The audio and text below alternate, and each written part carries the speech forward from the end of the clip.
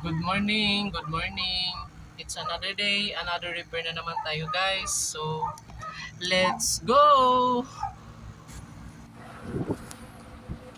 Good morning guys. Nasa area na kami dyan. Malapit na kami sa area din.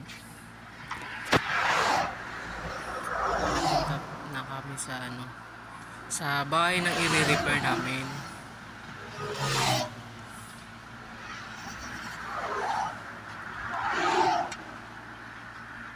Yan. Kuha ko pa yung mga gamit namin.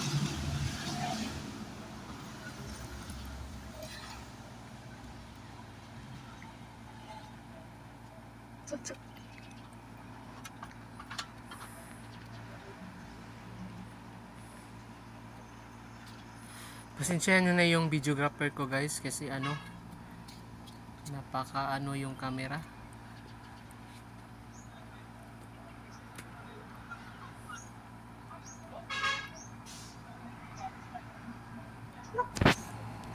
Di na namin napakita yung pag sa taas kasi wala namang problema sa sa taas. Yung problema po is nasa output ng TV po nila kaya yun na fix ko na. Yun lang, bye.